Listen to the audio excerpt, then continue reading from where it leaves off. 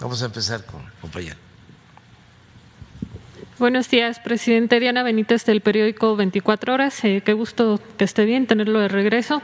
Si nos puede platicar, pues, cómo vivió esta enfermedad, cómo fue este periodo de aislamiento, si nos puede detallar el tratamiento que recibió, si tuvo días críticos y cuáles serían, pues, síntomas graves o que le resultaron más molestos. Si nos puede platicar un poco de esto, por favor. Bueno, primero dar gracias al Creador, a la naturaleza y a la ciencia, porque salí bien, sano. Tengo en mi mente a quienes han perdido la vida por esta terrible pandemia y por quienes sufren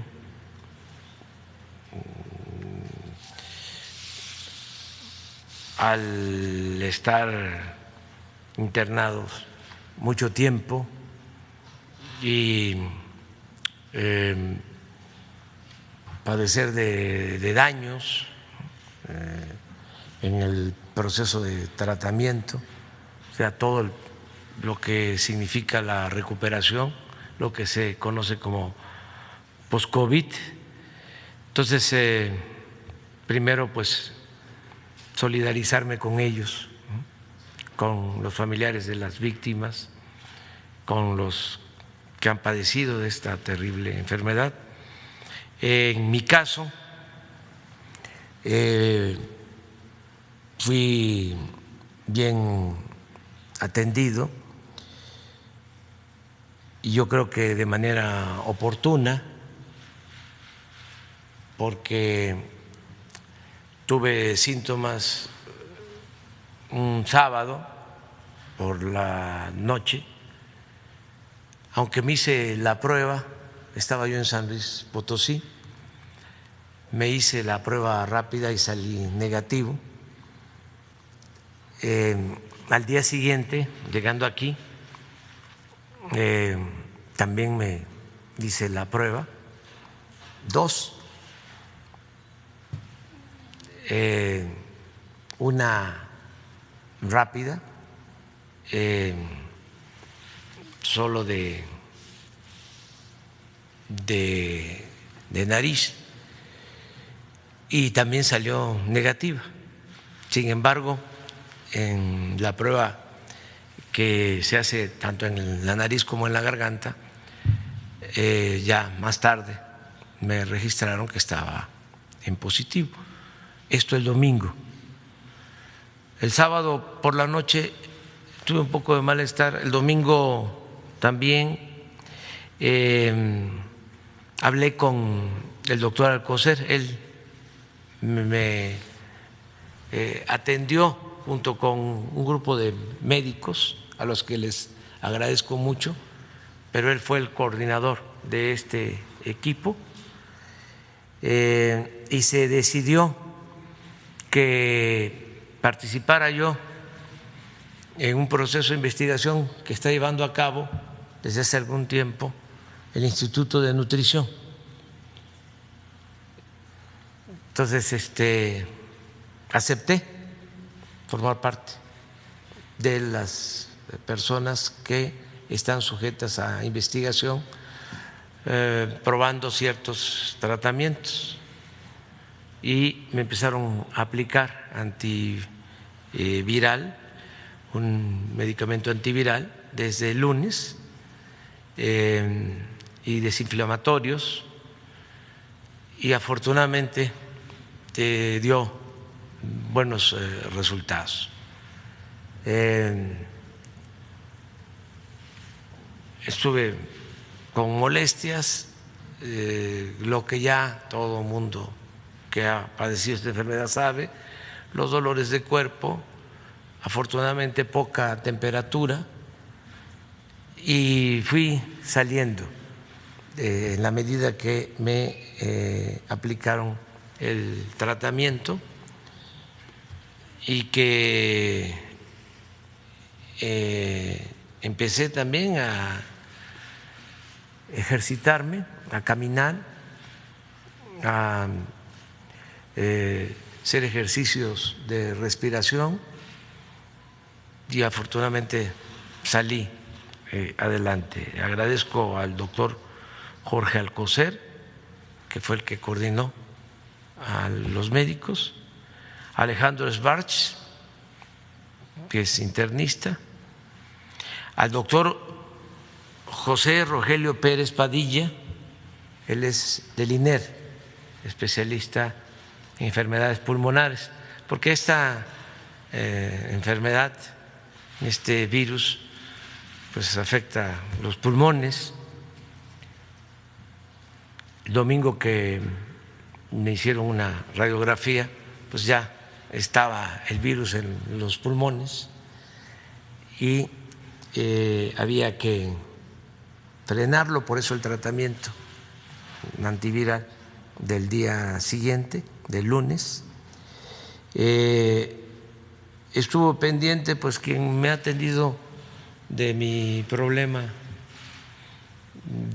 de hipertensión, que me atendió cuando me dio un infarto, el doctor Patricio Ortiz, él es de cardiología, y intervino también el doctor José Ricardo Sánchez Santana de la Secretaría de la Defensa, médico militar, y las dos personas, dos médicos del Instituto de Nutrición que llevan a cabo esta investigación a la que hice referencia son el doctor Guillermo Ruiz Palacios, que es infectólogo del Instituto Nacional de Ciencias Médicas y Nutrición Salvador Subirán, y la doctora Sandra Rasmen López. Ellos llevan a cabo este protocolo de investigación.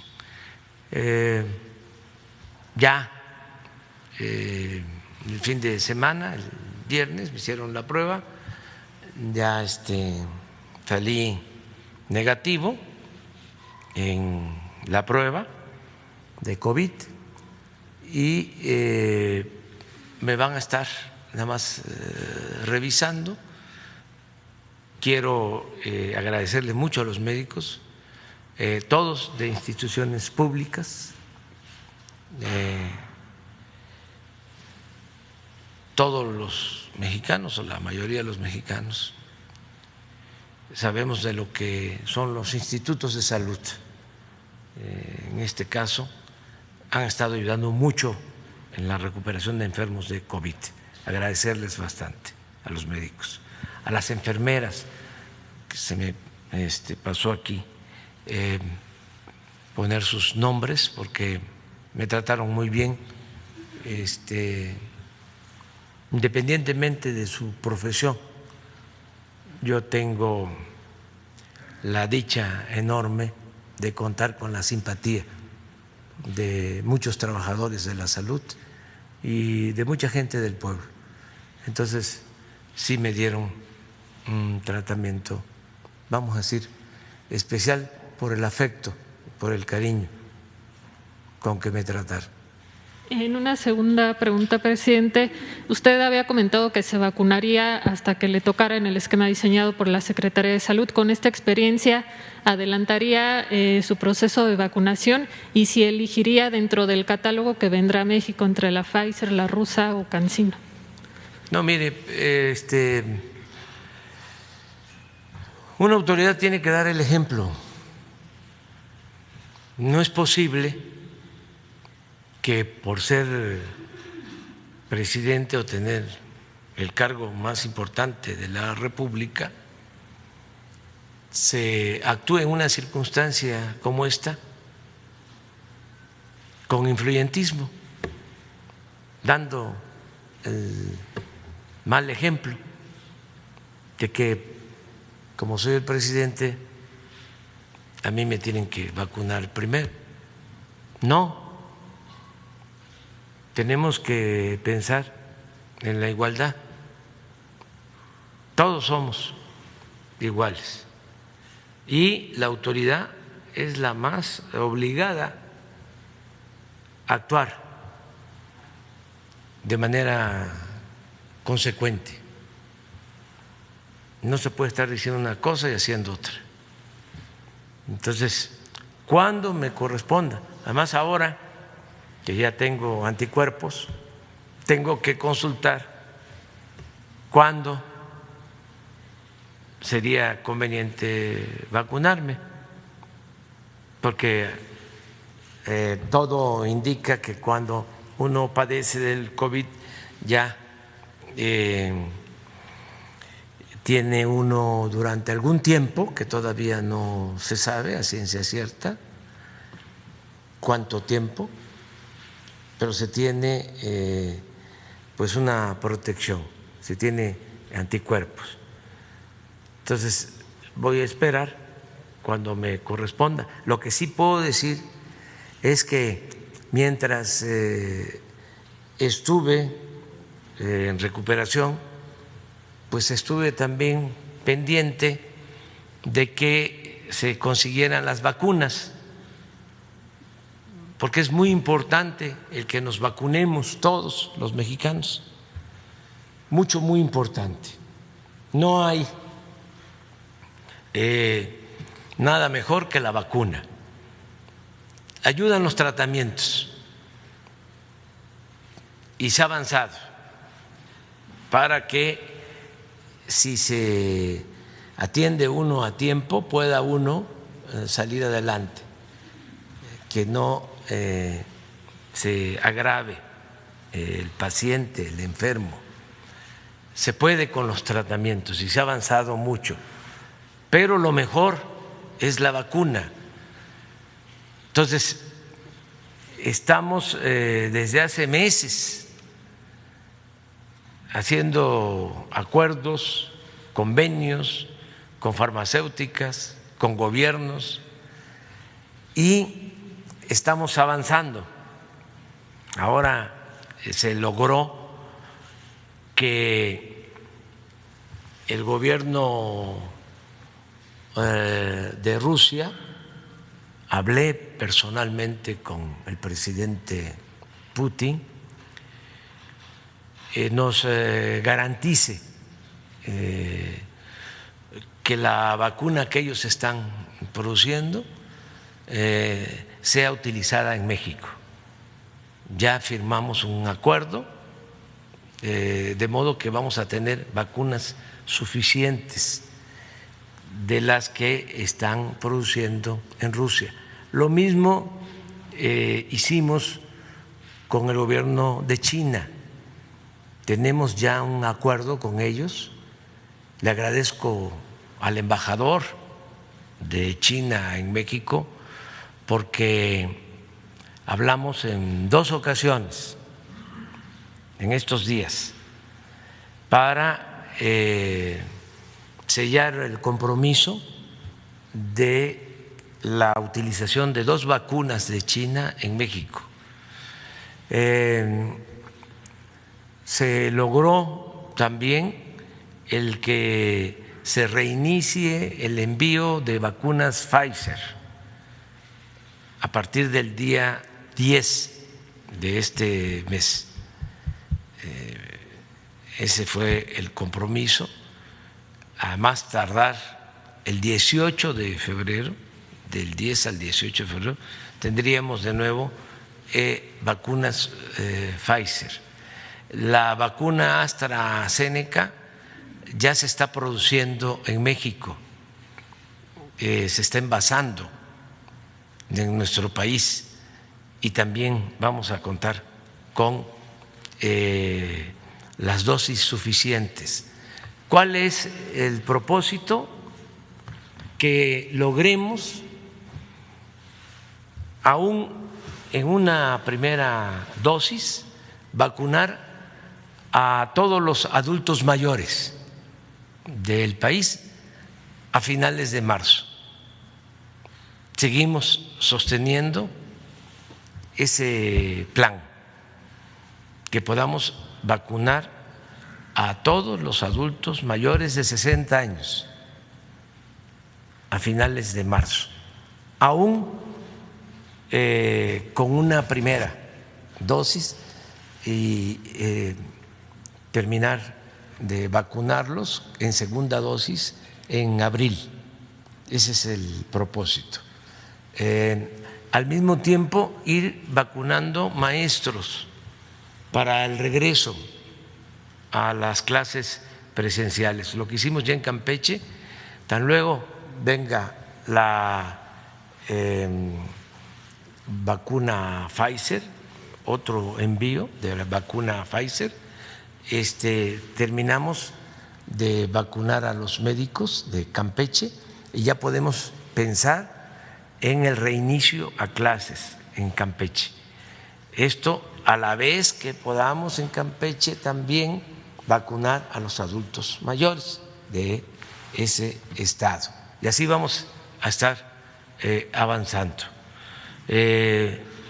Hasta ahora hemos podido resolver todos los obstáculos, se está trabajando de manera coordinada, son varias dependencias del sector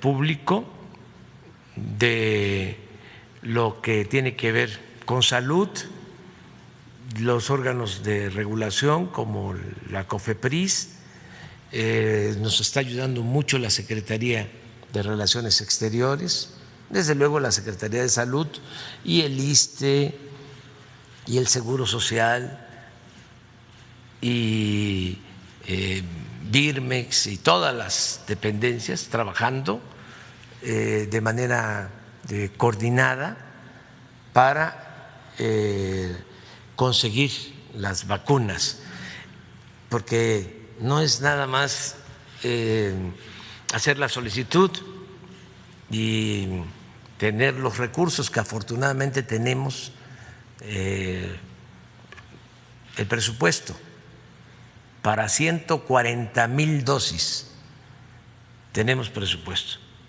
no hay escasez de recursos, no hay escasez de dinero. Sí, tenemos que pagar hoy 10, 20, 30, 100 millones de dólares para vacunas. Tenemos el dinero en dólares para que de inmediato se pague. Pero no es eso nada más, es que hay que hacer trámites, tanto en México, que aquí los estamos haciendo de manera rápida por la emergencia, pero también hay que hacer trámites en los países en donde se produce la vacuna y de donde se trae la vacuna. Por ejemplo, es muy probable que este fin de semana, antes de que termine la semana, lleguen como 1 millón de dosis de AstraZeneca de la India, y allá en la India se están haciendo los trámites, intervienen pues los diplomáticos, la Secretaría de Relaciones Exteriores con el canciller de la India para que nos ayuden a hacer estos trámites. Todo eso es lo que se está llevando a cabo para que tengamos la vacuna. Finalmente, presidente, estamos casi a cumplir pues el año de que se dio el primer caso positivo de coronavirus en México. ¿Se haría un cambio de estrategia dado que desafortunadamente pues los decesos no ceden, sigue habiendo fallecidos lamentablemente, y también si pues tras esta experiencia el gobierno federal haría obligatorio el uso de cubrebocas y pues empezando por usted si daría ese ejemplo, que es algo que mucho se ha criticado dentro de la opinión pública? Mire, no deja de politizarse el caso del COVID, y no solo el caso del COVID, todo, porque nos agarró esta pandemia en el proceso de transformación del país. se está llevando a cabo una transformación. Recuerden ustedes que solo han habido 3 grandes transformaciones en la historia del país: la independencia, la reforma, la revolución, y ahora estamos llevando a cabo la 4ª transformación de la vida pública de México. Entonces, esto, como es natural, pues provoca resistencias.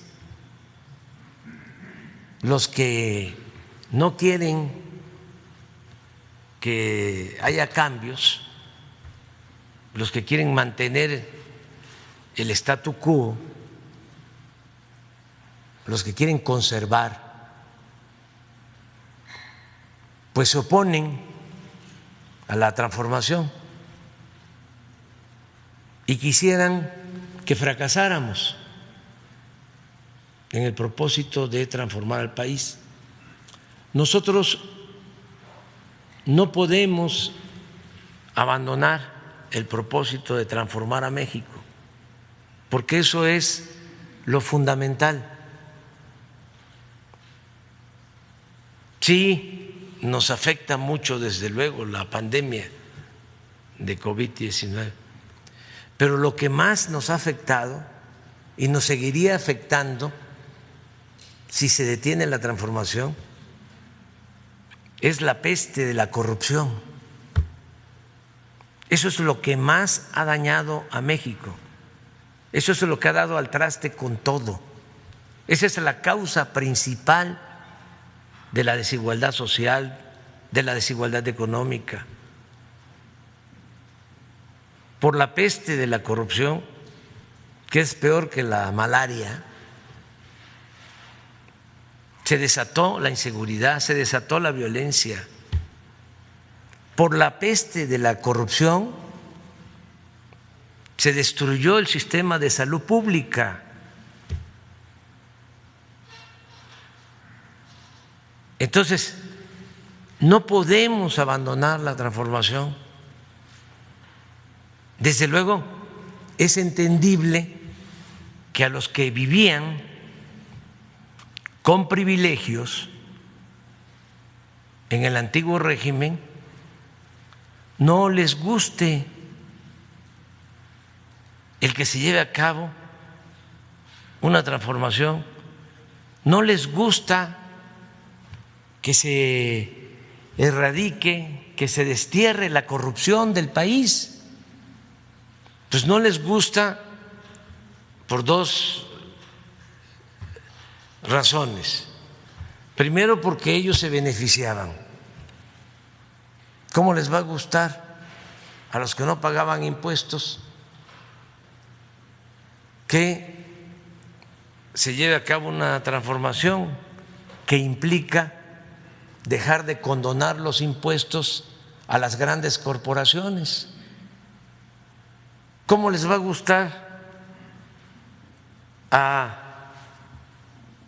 los que se dedicaban a saquear que continúe la transformación? Ahora, por ejemplo, no les gustó que envíe una iniciativa de reforma al sector eléctrico, porque se habían apoderado de la industria eléctrica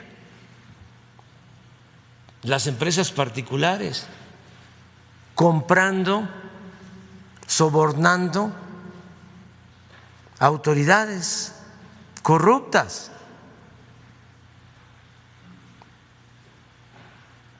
Empresas extranjeras como Iberdrola, que con un descaro sin precedente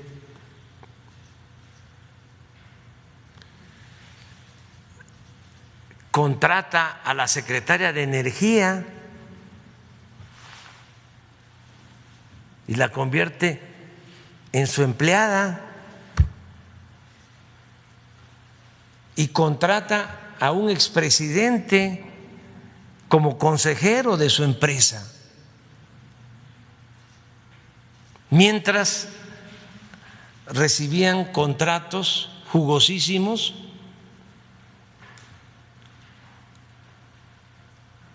y no solo contratos para vender energía eléctrica a la Comisión Federal de Electricidad, sino recibían subsidios. Por eso, en vez de bajar el precio de la luz, aumentaba cada vez más durante el periodo neoliberal. Entonces, ahora que enviamos esta iniciativa para que no sigan esos abusos, que no siga ese saqueo, pues se inconforman. Pero tenemos que garantizar el compromiso que hicimos con el pueblo de no aumentar el precio de la luz. Y llevamos 2 años sin que aumente el precio de la luz. Cuando ellos malgobernaban, constantemente aumentaba el precio de la luz, como aumentaba constantemente el precio de las gasolinas, los gasolinazos. Entonces, yo tengo el compromiso de que no aumente el precio de la luz ni el precio de las gasolinas, y lo voy a cumplir, nada más que para eso necesitamos poner orden y acabar con la corrupción,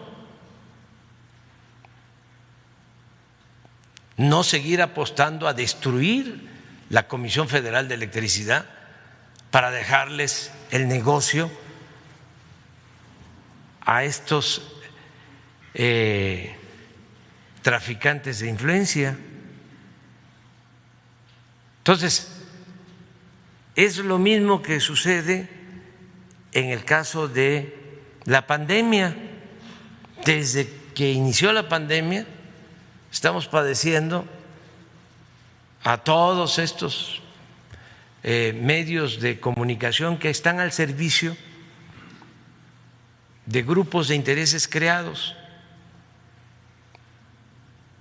Estamos padeciendo al Reforma. ¿Por qué ese periódico está en contra de la transformación? Porque ese periódico pues siempre apoyó a Salinas de Gortari cuando se llevó a cabo la entrega de bienes nacionales a particulares. Ese periódico siempre guardó silencio cuando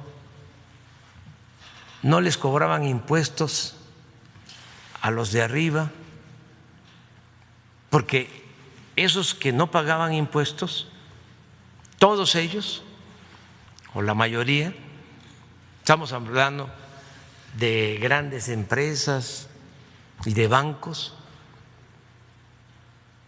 eran los que sostenían y siguen sosteniendo con publicidad al Reforma. Entonces, no sé si ustedes en alguna ocasión leyeron un reportaje del Reforma acerca de lo que condonaban de impuestos durante el periodo neoliberal. Estoy hablando de condonaciones de 100, de 200,000 millones de pesos al año. Una gran injusticia, porque obligaban a pagar impuestos a todos los mexicanos, a los campesinos que tenían que pagar el IVA cuando se compra una mercancía, a los obreros, a los profesionales, a los pequeños, medianos empresarios, pequeños, medianos comerciantes, pero los de mero arriba no pagaban impuestos o les devolvían los impuestos. Entonces, ni un solo reportaje del Reforma sobre esto. Entonces, por eso le molesta a Reforma y a sus escritores lo que hacemos. No están de acuerdo con la transformación. El Universal, pues lo mismo. Y otros medios vendían medicinas. Bueno, recibían contratos hasta para perforar pozos petroleros.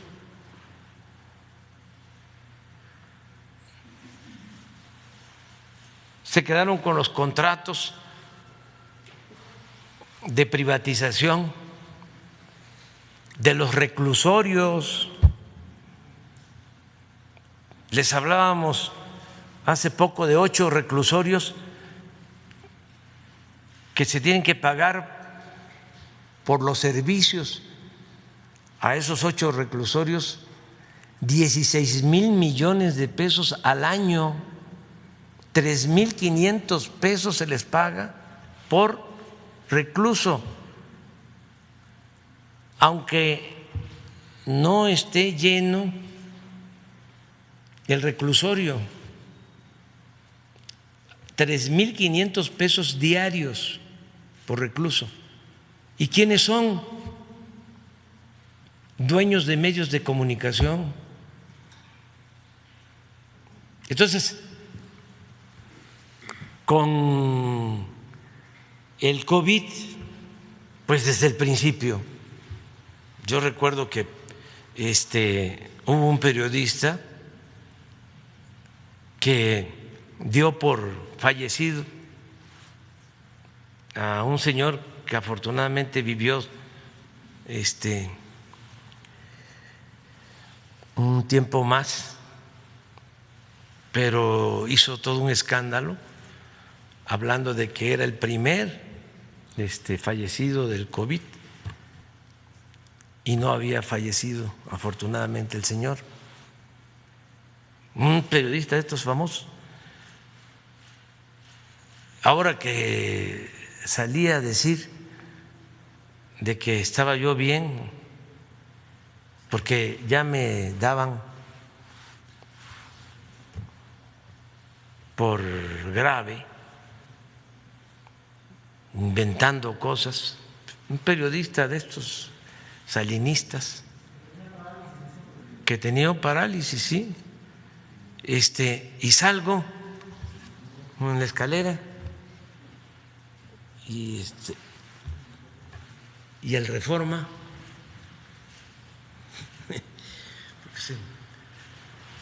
no me abroché bien el traje y aparecía así. Dice,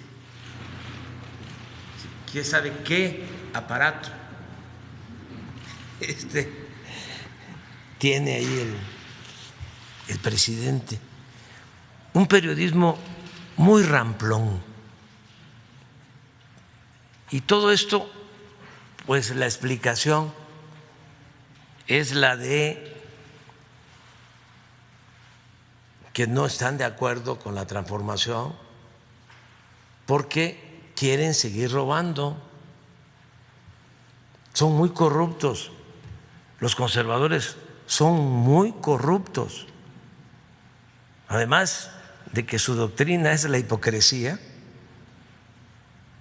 tienen como distintivo el que son muy ambiciosos.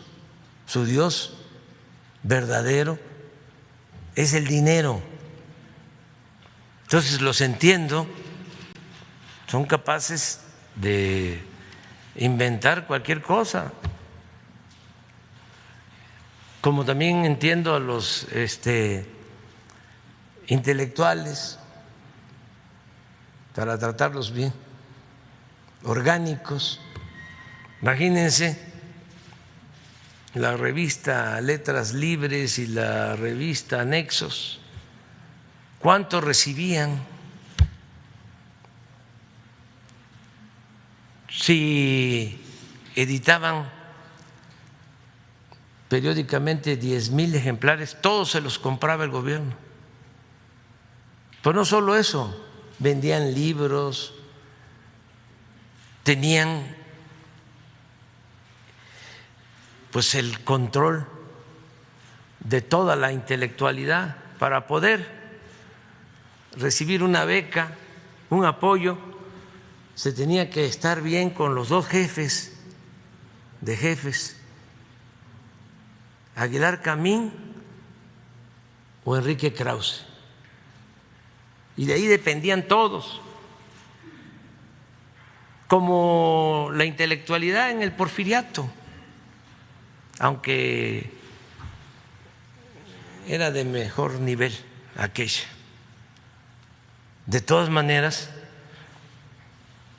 en los periódicos y en todas las publicaciones están dedicados a oponerse. Ellos son los que recomendaron que se unieran todos en contra de nosotros para que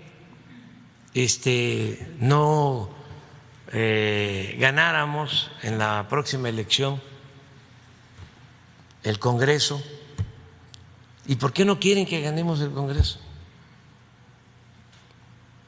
Bueno, porque pues, quieren seguir manteniendo el régimen de corrupción. ¿Qué hicieron cuando se llevó a cabo la reforma energética? Pues un festín. Hasta recibieron sobornos los ex legisladores de esos partidos. Está aprobado.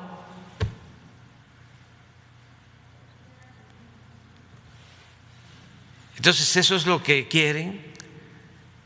Hace poco ese grupo votó en la Cámara de Diputados en contra de la pensión a los adultos mayores. Entonces, ¿para qué quieren tener ellos la mayoría en el Congreso? Pues para que el presupuesto siga destinándose a las minorías y que no se le apoye a la gente necesitada, al pueblo. Para eso quieren ellos tener la mayoría. Eso es lo que está de por medio. Bueno, ¿por qué me enfermé? Pues, primero porque no me vacuné, no abusé, pude haberme vacunado. Hay jefes de Estado,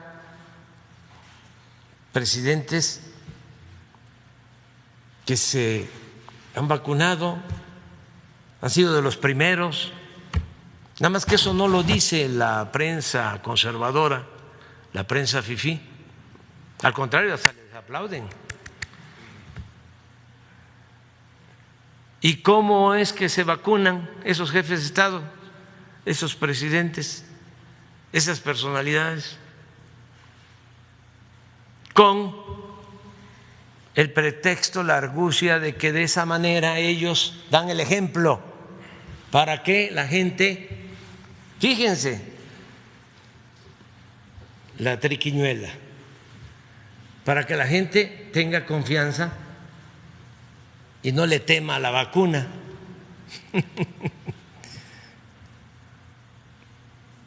De eso no habla la prensa conservadora. Y dos, ¿por qué me contagié? Porque tengo que trabajar como millones de mexicanos. Ni modo que me quedara todo el tiempo encerrado. No se puede vivir encerrado. Me cuidé, guardé mi sana distancia, pero me tocó. Afortunadamente salí adelante.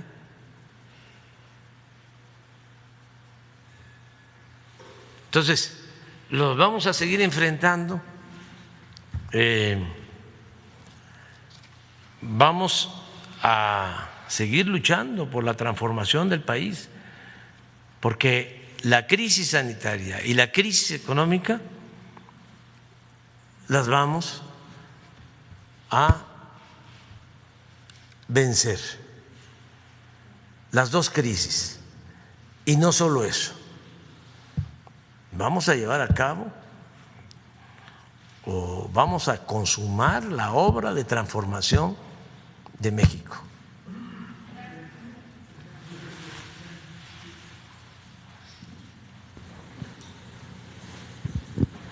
Gracias, buenos días. Carlos Tomasini, del sitio de noticias códigolibre.mx. Voy a redundar un poco en la pregunta de la colega para tener una respuesta concreta. ¿Se va a hacer obligatorio el uso de cubrebocas en México, sí o no? ¿Y usted va a usar el cubrebocas ahora en adelante, ahora que ya padeció la enfermedad, sí o no? En México no hay autoritarismo. Está prohibido prohibir. Todo es voluntario. Lo más importante es la libertad. Y cada quien debe de asumir su responsabilidad. En México no ha habido, con la pandemia, toque de queda como en otras partes, ni se ha obligado a nada. Es una decisión de cada persona. ¿Qué es lo que se ha venido recomendando? Cuidar la sana distancia, el no hacer actos masivos, el cuidarnos incluso hasta de reuniones familiares cuando participan muchas personas. Eso, básicamente. ¿Usted va a usar el cubrebocas? No. Ahora ya, además, de acuerdo a lo que plantean los médicos, ya no contagio. Pero en este mismo espacio el doctor Gatell ha reiterado también que a pesar de que inclusive ya las personas vacunadas tendrían que usar el cubrebocas, aún así usted no lo va a usar. No, y respeto mucho al doctor Gatell y es un muy buen médico y ha ayudado mucho para conducir este proceso. Perfecto. La segunda pregunta, ya también planteó ahorita las negociaciones que se tienen que hacer para adquirir la vacuna y demás. Mencionó que el fin de semana llegó un cargamento de 1 millón de vacunas, etcétera. Sin embargo, hoy, a 10 de febrero, todavía no se ha avanzado en el tema de las vacunas como se debiera.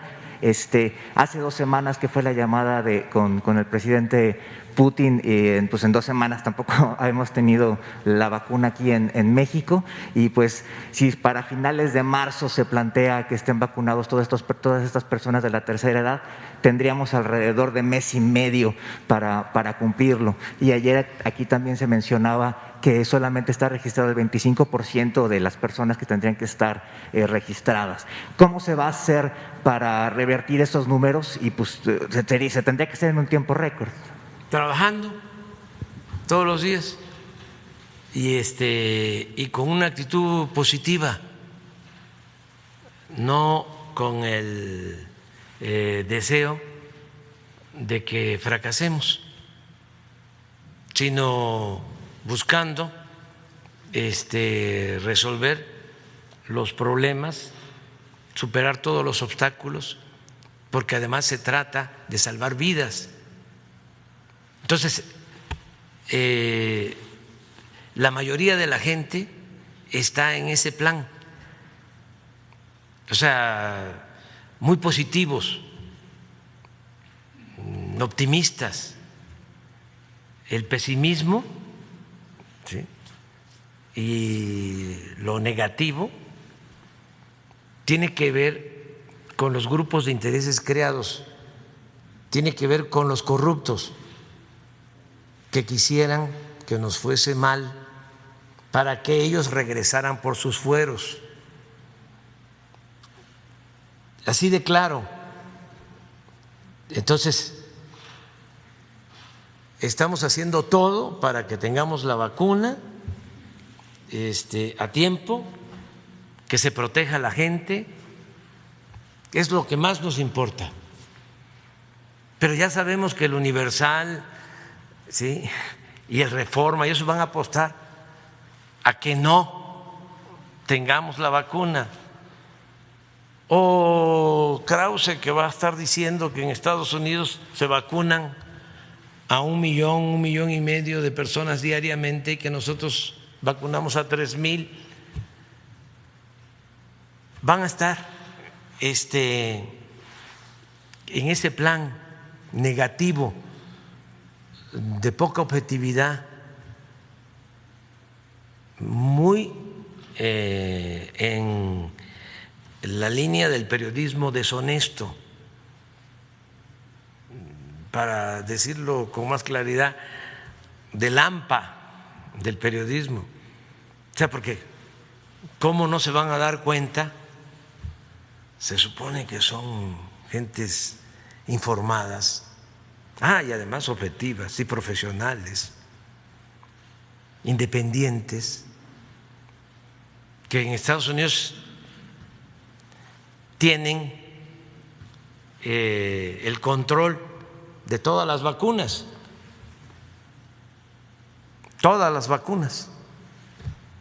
que producen ellos. El caso de nosotros es distinto, como el caso de América Latina y como el caso de la mayoría de los países del mundo. Por eso nos tocó a nosotros presentar una iniciativa en la ONU, una resolución que fue aprobada casi por unanimidad para que no se acapararan las vacunas. Porque de alrededor de 200 naciones, ¿saben cuántas naciones están vacunando? 70. 130 no tienen acceso. Y si hablamos de las 70, a ver,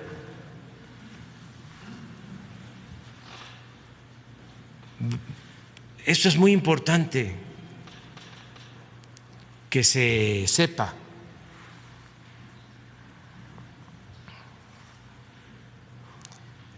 Hay países de América Latina que no tienen vacunas. Guatemala no tiene vacuna, El Salvador no tiene vacuna, Belice no tiene vacuna, Honduras no tiene vacunas.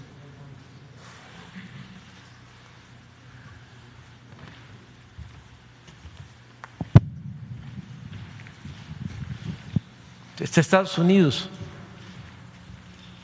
vacunas administradas casi 40 millones.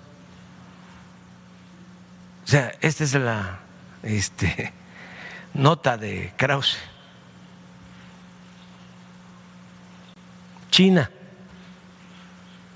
31 millones. Reino Unido, India, Israel, que de acuerdo a su población, junto con Emiratos Árabes, son los que más han vacunado.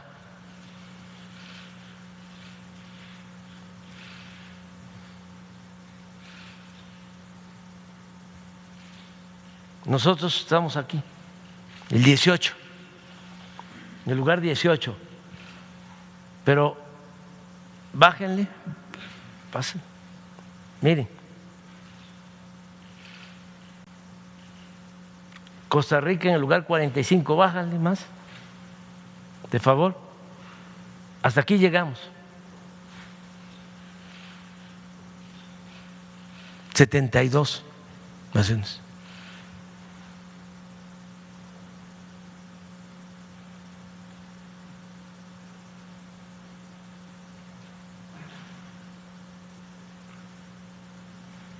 Miren, Ecuador, Bolivia. Entonces, tenemos que buscar que haya una mejor distribución de las vacunas. Y en eso estamos, porque como los conozco, aunque se disfracen, ya sé por dónde vienen.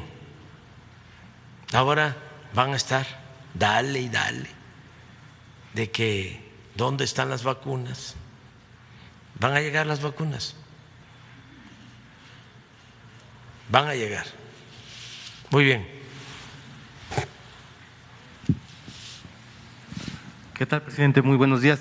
Preguntarle si con esta alta que le dieron los médicos, usted ya puede hacer sus actividades al 100%, es decir, ir a las giras los fines de trabajo, fin de semana, incluso pues irse a jugar béisbol.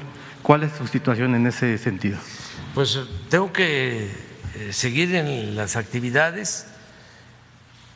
Me ayudó mucho y aprovecho también para hacer la recomendación muy respetuosa, porque somos libres.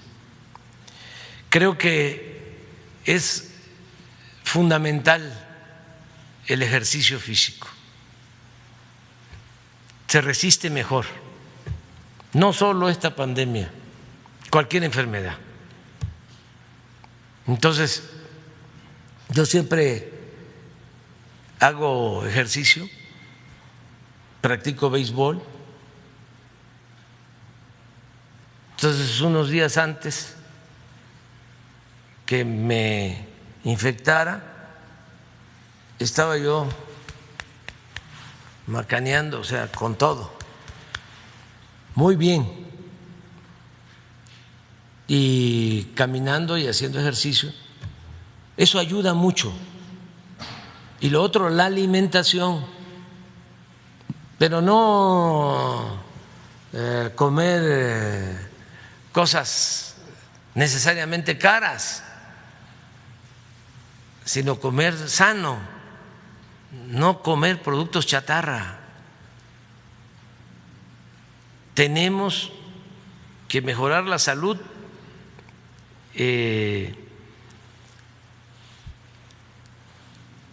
comiendo de manera nutritiva, productos naturales, no azúcares, no grasas, y el ejercicio. Eso es medicina preventiva. Entonces, yo tengo que seguir haciendo lo mismo y desde luego trabajando. Mañana vamos a la ceremonia del Día de la Lealtad. Imagínense cómo no voy a estar en esa fecha tan importante, el miércoles. Y vamos a estar también en la inauguración de la base aérea militar esta semana en el aeropuerto Felipe Ángeles, y vamos a estar en gira hacia Oaxaca, porque el domingo, el día 14 de febrero, iniciamos las conmemoraciones por los 200 años de la independencia nacional en Cuilapan, Oaxaca, donde asesinaron a Vicente Guerrero. Entonces voy a estar ahí y seguimos adelante. Tienen que continuar todos los programas de bienestar, todos los apoyos a la gente humilde.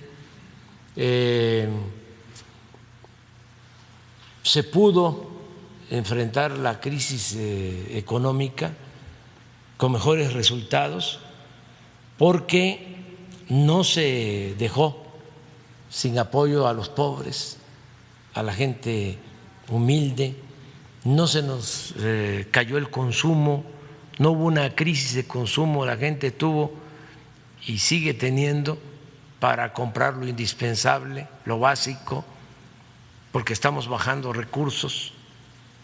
En este trimestre vamos a destinar alrededor de 200,000 millones de pesos que van a llegar o están llegando de manera directa a la gente.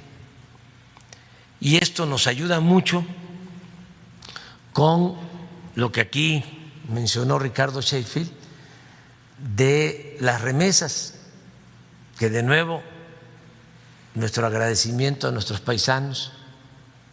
Récord hubo el año pasado de remesas, 40,600 millones de dólares. 40,600 millones de dólares. Un incremento en las remesas a pesar del COVID, del 19 al 20, del 2019 al 2020, de más del 11%. Y tengo ya algunos resultados sobre el comportamiento de enero del mes pasado, y lo mismo, está creciendo el número de recursos, la cantidad de recursos que destinan, que envían nuestros paisanos a sus familiares. Les agradecemos mucho. Todo esto ayuda. En 3 meses, 200,000 del gobierno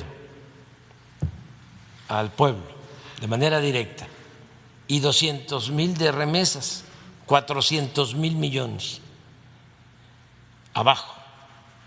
Y también otros datos importantes: ya no estamos perdiendo empleos, al contrario, se recuperaron empleos en enero, se están recuperando empleos en febrero, no tuvimos problema de depreciación del peso. Hace 2 semanas, 10 días, sí hubo una depreciación de la moneda, pero ya volvió a fortalecerse, a mantenerse. Desde que estoy en el gobierno no ha habido devaluación del peso. La inflación está controlada 3.5, y es muy interesante, muy interesante que se sepa de que ha aumentado el salario en casi 50%, el salario mínimo, desde que estamos. Y se terminó con el mito de que no se aumentaba el salario mínimo porque aumentaba la inflación. Mentira, falso. Así como engañaron los tecnócratas en muchas cosas, engañaron en eso, de que si aumentaba el salario, se incrementaba la inflación, y no es cierto. También las reservas del Banco de México, récord. Tenemos finanzas públicas sanas, no hemos recurrido a deuda como se hacía anteriormente cada vez que había una crisis, a contratar deuda nueva. Entonces, por eso estoy optimista y vamos a salir adelante. Sobre el tema del consumo, también el INEGI debe conocer que sí afectó la pandemia el tema del consumo de los mexicanos. ¿Ahí qué datos usted tiene, datos oficiales? Pues tengo los datos, si quieren ahora los ponemos. A ver si no están los datos de el SAT, lo que reportan las tiendas de venta. Ahí no hay pierde. Y los tengo aquí en la cabeza, los datos. En 2019, las tiendas de autoservicio, esto es Chedraui, Walmart, Soriana, etcétera, etcétera, todas, en 2019 vendieron 115,000 millones de pesos. 2019. Y en el 2020 vendieron 125,000 millones de pesos. 6% más en términos reales. Entonces yo no sé cuáles son los datos del INEGI, pero los que tengo son los del SAT. A ver, por favor, aquí está, mire, no me equivoqué.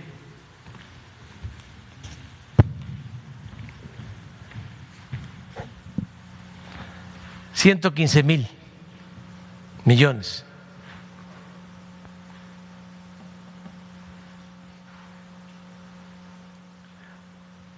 Pero es enero, perdón. 115,000 millones en enero del 19, del 20. Y 125,000 en enero del 21. 6.1.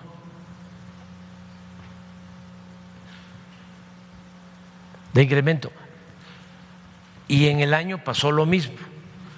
¿Y esto a qué se debe, presidente? ¿A qué se debe? A que cuando la crisis del 95, ¿qué hizo Zedillo? Rescató a los banqueros y a los grandes empresarios con el FOBAPROA. No rescató al pueblo, al contrario, se convirtió las deudas privadas en deuda pública. Y ahora fue al revés. No dejamos de entregar los apoyos abajo. Ya les puedo decir que se entregó el bimestre enero-febrero a los adultos mayores. Todos los que tienen sus cuentas bancarias ya recibieron su bimestre. Todas las niñas, niños con discapacidad ya recibieron su bimestre. Y así, enero, febrero, marzo, 200,000 millones abajo, de manera directa. Agréguenle que 10 millones de familias reciben $350 mensuales por remesas. O sea, la combinación de esto es lo que ha permitido que no exista una crisis de consumo, con el añadido de que no se cayó el sector agropecuario. El año pasado, a pesar del COVID, el sector agropecuario creció con relación al 2019. Decreció el sector industrial y el de servicios, pero el sector agropecuario creció. Es decir, no se detuvo la producción de alimentos. Entonces, todo esto nos ayudó, afortunadamente, y yo espero que este año vamos a crecer en general. Los más conservadores hablan de 3.5 de crecimiento. Yo estimo que vamos a crecer 5% este año. Entonces, que vamos a ir superando la crisis económica. Y por último, ¿cómo vio el desempeño de la Secretaría de Gobernación? No sé si usted veía las compañías. ¿Usted veía las mañaneras? Maestra, a veces veía yo la mañanera, y muy bien la licenciada Olga, muy bien, cumplió, nos relevó, y todos los servidores públicos les agradezco porque todos estuvieron trabajando, aplicados, algunos hasta más, sobre todo los del sector salud. Entonces, saben que hay que hacer los convenios con la India, con China, en Rusia. Son horarios completamente distintos.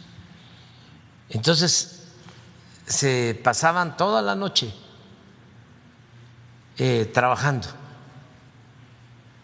para asegurar lo de la compra de las vacunas.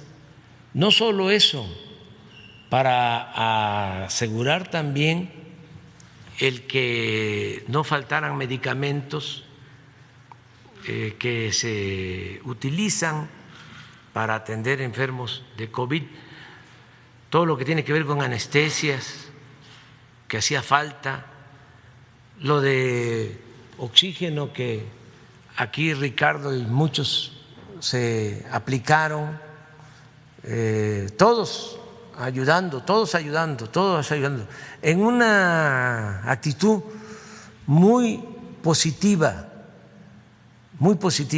y no solo los servidores públicos, la gente ayudándonos mucho. Entonces, por eso mi agradecimiento. La verdad que el grupo conservador, el grupo que quiere retrogradar, está muy delimitado, no es la mayoría del pueblo. Le agradezco mucho a la gente que nos tiene confianza, son muy pocos, ¿no? Líbano Sáenz, Claudio X González, o sea que se retuitean ahí, pero afortunadamente en las redes sociales hay mucha gente que defiende la transformación, además que son muy buenos, y es hasta de risa. También hay que tomarlo con sentido del humor. Por ejemplo, cuando hablé con el presidente Putin y se llegó al acuerdo de que nos van a enviar la vacuna, la Sputnik V, inmediatamente empezaron a hablar de que nos iban a poner un chip, ¿no? Porque nos iban a volver comunistas a todos. Pero en ese sentido, ¿sí?, así de burdo, Aguilar Camín dice, pues no se puede aplicar esa vacuna en México porque es una vacuna rusa, solo se puede aplicar en Rusia. Y entonces empiezan a decirles, pues sí, entonces la tan pequeña nada más la pueden comer los de Tampico. Pero todo esto, ¿sí?, por su coraje irracional. Me decía uno de estos médicos, pues yo pensaba que era broma esto del chip, pero no. Una señora que atiendo, me dice un médico, muy seria y preocupada, doctor, no vaya usted a vacunarse con esa vacuna de Rusia o de China, no sé de dónde, porque le van a poner el chip. O sea, no deja de ser interesante cómo en las mismas redes hay defensa. Escribió un artículo la señora Denise Dresser y hubo una respuesta de Pedro Miguel de primera y de otros, pero vale la pena leer el artículo de la señora Dresser y la respuesta. O sea, es muy buena la polémica. Entonces, ya estos que antes eran los